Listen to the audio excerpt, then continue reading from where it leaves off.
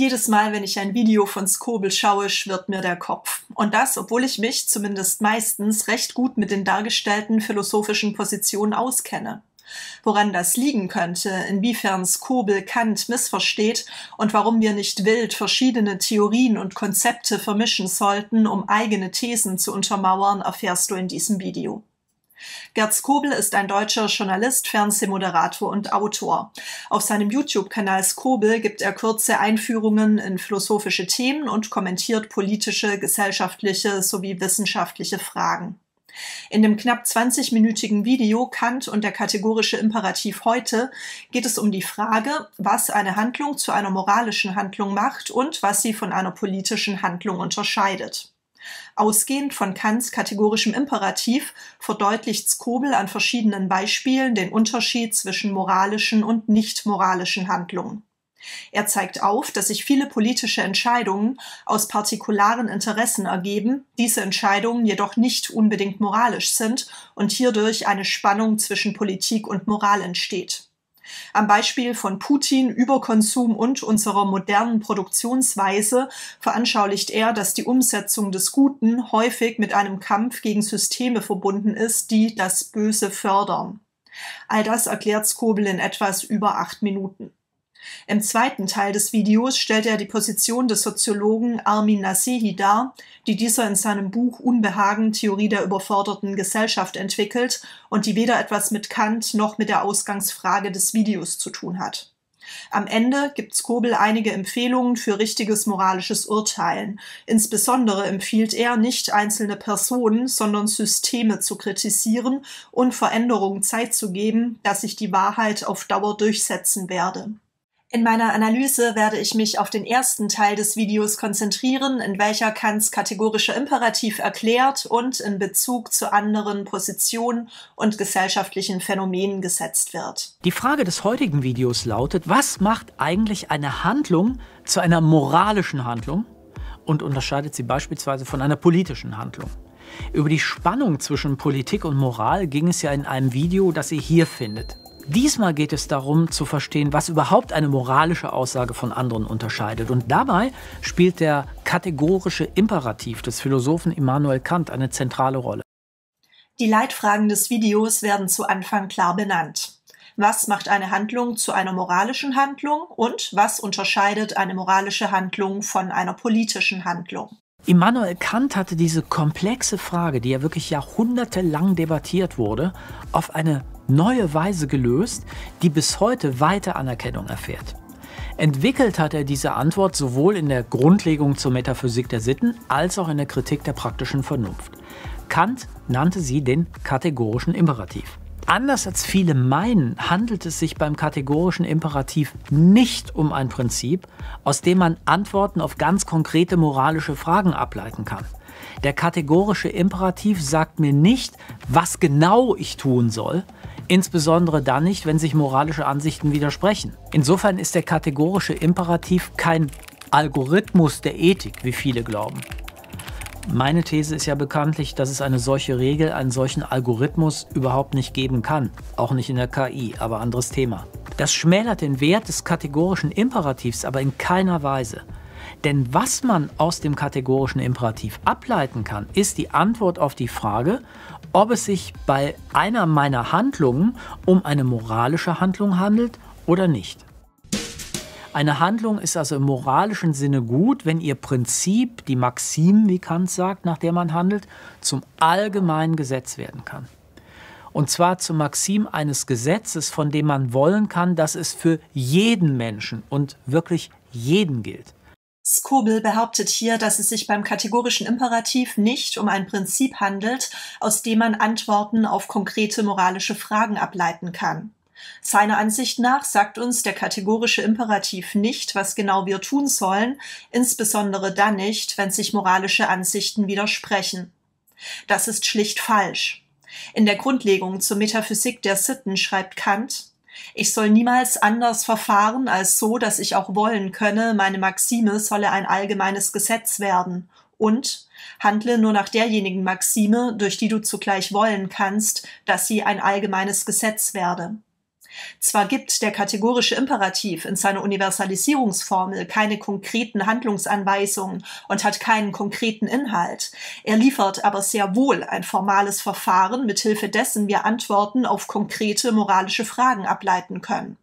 Hierzu müssen wir lediglich unsere Maximen, unsere persönlichen Handlungsregeln auf ihre Universalisierbarkeit hin überprüfen. Spielen wir den kategorischen Imperativ doch einmal an einer konkreten moralischen Frage durch. Ist es moralisch richtig, zu lügen, um sich aus einer unangenehmen Situation zu befreien? Zunächst formulieren wir die Maxime der Handlung. Ich lüge, wenn ich mich dadurch aus einer unangenehmen Situation befreien kann. Dann formulieren wir die Maxime als allgemeines Gesetz. Immer, wenn sich jemand in einer unangenehmen Situation befindet, soll er lügen. Kann man ein solches allgemeines Gesetz wollen? Nein. Dann könnte nämlich niemand mehr dem anderen vertrauen. Damit würde sich die Maxime selbst zerstören. Lügen hätte mit einem solchen Gesetz keinen Sinn mehr, da Lügen nur dann funktioniert, wenn der andere die Lüge glaubt. Wenn ich weiß, dass es ein allgemeines Gesetz gibt, das vorschreibt, zu lügen, um sich aus einer unangenehmen Situation zu befreien, muss ich jederzeit annehmen, dass der andere mich anlügt. Es gäbe kein Vertrauen mehr und ohne Vertrauen könnte auch keiner mehr sinnvoll lügen. Selbst für den Fall einer Pflichtenkollision, in welchem also mehrere Handlungen geboten sind, aber nicht gleichzeitig realisiert werden können, begründet Kant eine konkrete Priorisierung. In diesem Fall haben vollkommene Pflichten Vorrang vor unvollkommenen Pflichten. Ich darf beispielsweise auch dann nicht lügen, wenn ich jemandem durch meine Lüge helfe. Schau dir gerne mein Video Kategorischer Imperativ Universalisierungsformel an, wenn dich dieses Thema genauer interessiert. Wir halten fest, Kants kategorischer Imperativ ist sehr wohl ein Prinzip, aus welchem wir Antworten auf konkrete moralische Fragen ableiten können.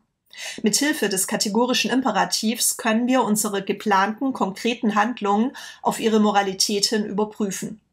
Der kategorische Imperativ sagt uns, ob wir unsere geplante Handlung tun sollen oder nicht, und zwar selbst dann, wenn sich moralische Pflichten widersprechen, also im Falle einer Pflichtenkollision. Skobel erklärt später selbst, dass man aus dem kategorischen Imperativ ableiten kann, ob es sich bei meiner Handlung um eine moralische Handlung handelt oder nicht, und stellt die Anwendung des kategorischen Imperativs korrekt dar. Ich kann mir daher ehrlich gesagt nicht erklären, warum er kurz zuvor das Gegenteil behauptet. Schreibt mir gerne in die Kommentare, wenn ihr eine Idee habt. Und was ist nun der Unterschied zwischen moralischen und politischen Handlungen? Der Maßstab einer moralischen Handlung ist also nochmal, ob wir unsere Maximen zu Handeln zu einem universalen Gesetz machen können. Aus genau diesem Grund sind viele politische Handlungen gerade keine moralischen Handlungen, auch wenn das behauptet wird, weil sie keineswegs zu einem universalen Gesetz gemacht werden können. Wir können beispielsweise das Tempolimit auf 100 reduzieren, wie man es in Holland gemacht hat, aber eben auch nicht, wie man es bei uns macht. Das ist beides politisch möglich, aber moralisch nicht. Das eine ist nämlich falsch. Bei uns handeln wir, Stichwort Feinstaubbelastung oder CO2-Emissionen, gegen bestehendes Wissen, und es ist moralisch bedenklich, gegen besseres Wissen zu handeln. Augenscheinlich vermischt Skobel hier seine eigene Meinung mit Kants Definition einer moralischen Handlung. An dem gewählten Beispiel wird deutlich, dass er den Anwendungsbereich des kategorischen Imperativs völlig missversteht. Der kategorische Imperativ bezieht sich auf Maximen, auf subjektive persönliche Handlungsregeln. Diese werden auf ihre theoretische Universalisierbarkeit hin überprüft. Bei dieser Überprüfung werden ganz ausdrücklich keine Folgen, wie etwa die mögliche Reduzierung der Feinstaubbelastung oder CO2-Emissionen durch ein Tempolimit berücksichtigt.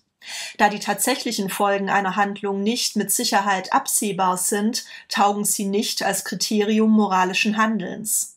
Dementsprechend ist für Kant keine Wissenschaft nötig, um moralisch handeln zu können. Er schreibt: Was ich also zu tun habe, damit mein Wollen sittlich gut sei, dazu brauche ich gar keine weit ausholende Scharfsinnigkeit. Unerfahren in Ansehung des Weltlaufs, unfähig auf alle sich ereignenden Vorfälle desselben gefasst zu sein, frage ich mich nur, kannst du auch wollen, dass deine Maxime ein allgemeines Gesetz werde? Wo nicht, so ist sie verwerflich, und das zwar nicht um eines dir oder auch anderen bevorstehenden Nachteils willen, sondern weil sie nicht als Prinzip in eine mögliche allgemeine Gesetzgebung passen kann. Für diese aber zwingt mir die Vernunft unmittelbare Achtung ab. Bei der Anwendung des kategorischen Imperativs geht es ausschließlich um die Frage, ob die persönliche Handlungsregel eines Einzelnen als allgemeines Gesetz gewollt werden kann oder ob durch eine solche Verallgemeinerung ein Widerspruch im Wollen oder Denken entsteht. Mit dem kategorischen Imperativ lässt sich daher sehr gut begründen, dass ich niemanden überfahren oder rücksichtslos überholen sollte, nicht aber, dass ich auf einer freien Autobahn nicht schneller als 100 Stundenkilometer fahren darf und erst recht kein gesetzliches Tempolimit. Staatliche Gesetze, und dazu zählt ein gesetzliches Tempolimit, behandelt Kant demzufolge auch nicht in seiner Tugendlehre bzw. Ethik, sondern in seiner Rechtslehre. Der Begriff des Rechts wiederum bezieht sich bei Kant ausschließlich auf Handlungen, die Auswirkungen auf die Handlungsfreiheit anderer Menschen haben. Um Kants Position zu einem Tempolimit herzuleiten, müssten wir uns also fragen, ob durch ein fehlendes Tempolimit die Handlungsfreiheit anderer Menschen eingeschränkt wird oder nicht. Die fehlende Berücksichtigung von Langzeitfolgen, zukünftigen Generationen und der Umwelt hat der deutsche Philosoph Hans Jonas übrigens im 20. Jahrhundert an Kants Ethik kritisiert. In seiner Auseinandersetzung mit Kant gelangte er zu dem Schluss, dass traditionelle Ethiken nicht ausreichen, um neuartige Pflichten der modernen Welt wie etwa Umweltschutz zu begründen. Auf Grundlage dieser Kritik entwickelte er eine neue Verantwortungsethik und formulierte einen neuen kategorischen Imperativ, den verantwortungsethischen oder ökologischen Imperativ. Mein Video Hans Jonas, das Prinzip Verantwortung, habe ich dir ebenso wie meine Playlist zu Kants Ethik in der Infobox verlinkt. Für Skobel ist unsere moralische Pflicht, das Gute zu tun, häufig mit einem realen Kampf gegen das Böse verbunden. Fassen wir diesen Punkt zusammen. Es geht moralisch gesehen darum, das Gute zu tun. Wir wissen aber nicht automatisch, wie wir das Gute erreichen oder umsetzen können. Wenn wir dem, was gut zu tun ist, Folge leisten, dann nur aus einem einzigen Grund, weil uns das Gute gegen das Böse in die Pflicht nimmt, sagt Kant. Das Gute erhebt einen universalen und unbedingten Anspruch. Es ist unsere Pflicht, ihm zu folgen. Es nicht zu tun bedeutet im Extremfall das zu tun, was eindeutig böse ist. Putin hindert faktisch derzeit so gut wie niemand weiter das, was er an Bösen plant und in Auftrag gibt, in die Tat umzusetzen. Insofern ist die Umsetzung des Guten häufig mit einem realen Kampf verbunden, mit einem Kampf gegen Systeme, die das Böse fördern. Und manchmal ist es auch ein Kampf gegen sich selbst in anderen Fällen, weil das Gute zu tun bedeuten kann, zur Not gegen eigene partikulare Interessen vorzugehen. Der Kampf für das Gute verwirklicht sich dann in einem Widerspruch, unter Umständen aber auch in einem handfesten Kampf gegen das, was den moralischen Tatsachen widerspricht. Als Beispiele für einen solchen Kampf Gut gegen Böse nennt er den Kampf gegen die russische Armee im Ukraine-Krieg sowie unsere moderne Produktionsweise und Überkonsum. Die Frage ist nur, wie dieser Kampf dann in der Realität und politisch aussehen soll. Sollte der Kampf gegen Putins Armee beispielsweise ein Kampf mit Waffengewalt sein?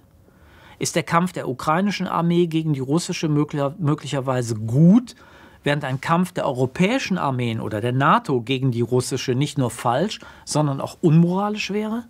Einfacher ist es da mit unserer modernen Produktionsweise und dem, was wir Überkonsum nennen. All das ist mit dem kategorischen Imperativ unvereinbar. Warum? Weil wir dadurch anderen schaden. Auch wenn viele sich wünschen, konsumieren zu können. Sich etwas zu wünschen und zu wollen, genau das meint Kant, wenn er ja sagt, wir machen es zur Maxime unseres Willens. Moralischer Fortschritt wird aber verhindert, indem die realen Schäden vertuscht werden. Ein Gut wie unsere Lebensqualität ist nur dann ein Gut, wenn sie für alle Menschen gelten kann, also zur Maxime einer universalen Gesetzgebung dienen kann. Dies mag erneut die Wirtschaft vielleicht so sehen, aber es ist mit Sicherheit moralisch falsch und vermutlich sogar nachweisbar ökologisch desaströs, Was auch für das Thema der sozialen Gerechtigkeit gilt. Denn auch diese ist ja selbst bei uns mit unserer Form der Industrialisierung nur teilweise realisiert. Die Umstände können nichts daran ändern, was moralisch geboten und erlaubt ist. Eine Folgerung ist, dass wir selber uns ändern sollten, aus moralischer Perspektive. Beide Beispiele sind schlecht gewählt. Das Böse hier in Gestalt von Putins Armee in einem realen Krieg zu bekämpfen, ist ein denkbar unpassendes Beispiel, um Kants Auffassung zu illustrieren. In seiner Schrift zum ewigen Frieden formuliert Kant die Bedingungen für einen dauerhaften Frieden. Er spricht sich gegenstehende Heere, das Verleihen fremder Truppen für den Kampf gegen einen nicht gemeinsamen Feind, Staatskredite zur Finanzierung der Kriegskasse, die gewalttätige Einmischung in fremde Staaten sowie ehrlose Kriegsmethoden wie beispielsweise Sabotage aus. Zudem bezieht sich Kants Begriff des Bösen nicht auf Systeme, die das Böse fördern, sondern auf den Menschen selbst. Der Grund des Bösen liegt in der Freiheit des Menschen, in seinem Hang zum Bösen. Der Mensch ist aufgrund seiner Freiheit in der Lage, auch entgegen dem moralischen Gesetz und damit böse zu handeln. Er muss seine Maximen nicht am kategorischen Imperativ ausrichten. In seinem zweiten Beispiel erklärt Skobel, dass unsere moderne Produktionsweise und Überkonsum unvereinbar mit dem kategorischen Imperativ sind. Das Problem bei diesem Beispiel ist zum einen, dass nicht definiert wird, was mit moderner Produktionsweise und Überkonsum gemeint ist und welche subjektiven Handlungsregeln damit verbunden sind. Denn Kants kategorischer Imperativ richtet sich nicht an ein Kollektiv, sondern an den einzelnen Handelnden. Es müsste also zunächst geklärt werden, welche einzelnen Handlungen unter die Schlagworte moderne Produktionsweise und Überkonsum fallen. Dies geschieht nicht. Vielmehr behauptet Skobel ohne irgendeine Erklärung, dass wir dadurch anderen Schaden, moralischer Fortschritt verhindert wird und dies mit Sicherheit moralisch falsch und vermutlich sogar nachweisbar ökologisch desaströs ist. Zum anderen handelt es sich, wie vorhin beim Tempolimit, erneut um ein Beispiel, in welchem mögliche Langzeitfolgen, weit entfernte Menschen in anderen Teilen der Welt, zukünftige Generationen und damit ein viel größerer Raum-, Zeit- und Personenhorizont in den Blick genommen werden müssten, als Kants Ethik vorsieht.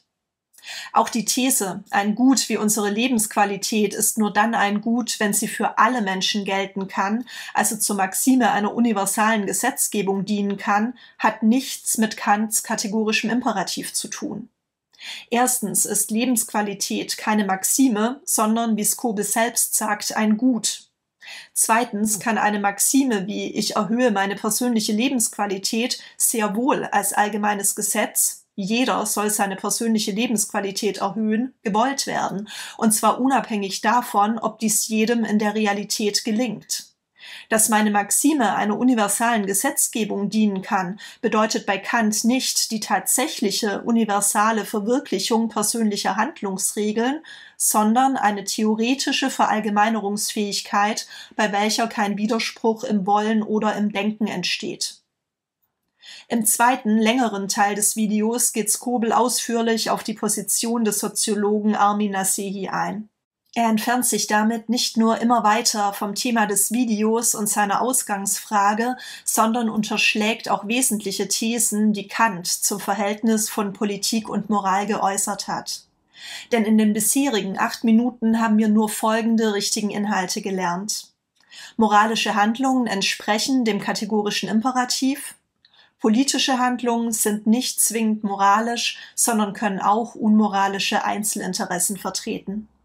Ist das tatsächlich alles, was Kant zum Unterschied zwischen Politik und Moral zu sagen hat?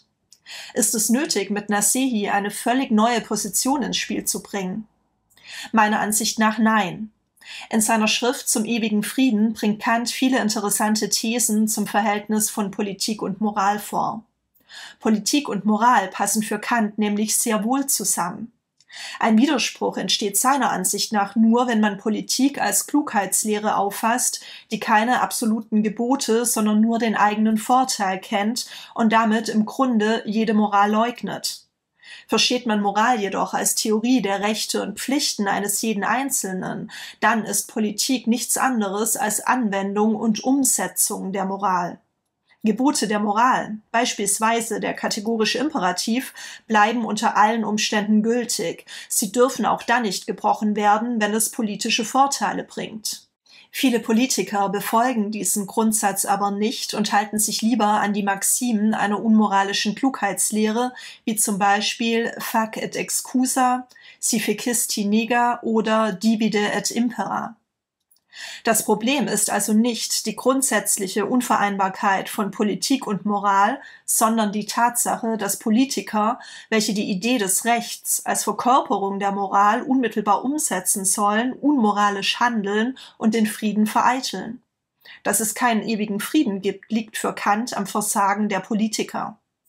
Ein politischer Moralist biegt sich die Moral so zurecht, dass sie zu seiner Politik passt. Wo dies nicht funktioniert, leugnet er die Vereinbarkeit von Politik und Moral. Bei einem moralischen Politiker hingegen lenkt die Moral die Politik und nicht umgekehrt. Er verbindet die Klugheit der Schlange, die Politik, mit der Ehrlichkeit der Taube, der Moral. Seine politischen Maximen richten sich nach dem kategorischen Imperativ und nicht nach egoistischen Interessen. Er unterwirft sich der Idee des Rechts und sichert dadurch die Freiheit jedes Einzelnen. Kant vertritt also die These, dass Politik und Moral vereinbar sind, wenn einzelne Politiker moralisch handeln und ihre politischen Maximen nach dem kategorischen Imperativ ausrichten und nicht nach egoistischen Interessen. Im Unterschied zu Skobel macht Kant gerade nicht abstrakte Systeme, sondern unmoralische Politiker verantwortlich für das Böse in der Welt. Der YouTube-Kanal Skobel wird von ZDF Dreisat produziert und über Rundfunkgebühren finanziert. Ein professionelles Team aus Kameramann, Drehassistenz, Cutter, Producer und Chef vom Dienst, ein Illustrator, Thumbnail-Designer und 4 Redakteure waren an der Erstellung dieses Videos beteiligt. Gerd Skobel vermittelt durch sein Theologie- und Philosophiestudium, seine langjährige Journalisten- und Moderatorentätigkeit und mehrere Fernsehpreise den Eindruck hoher Expertise und Seriosität. Dennoch weist dieses und einige andere Skobel-Videos erhebliche inhaltliche Lücken und Fehler auf. Woran könnte das liegen? Und welche Schlüsse können wir daraus ziehen? Bereits an der Gliederung wurde deutlich, dass sich Skobel im Verlaufe des Videos zunehmend vom eigentlichen Thema entfernt. Die Frage, was politische von moralischen Handlungen unterscheidet, wurde nicht mit Kant beantwortet. Vielmehr bestand der Großteil des Videos aus einer Interpretation einiger Thesen und Begriffe aus Nassehis Buch Unbehagen, Theorie der überforderten Gesellschaft sowie der eigenen Meinung von Gerd Skobel. Ein klassischer Fall von Thema verfehlt. Wie können wir diesen Fehler vermeiden?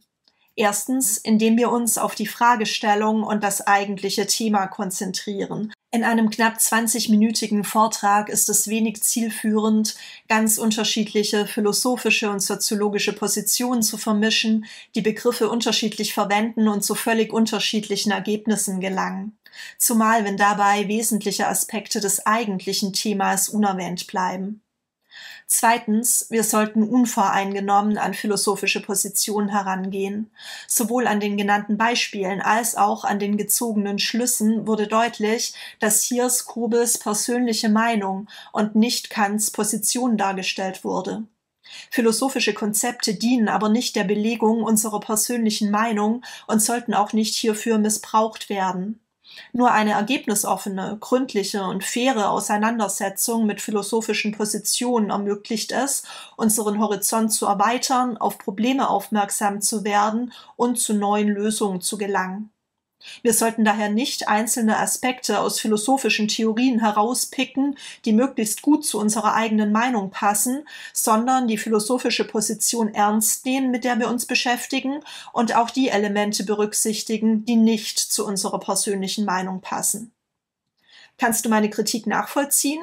Schreibe deine Meinung sehr gerne unten in die Kommentare.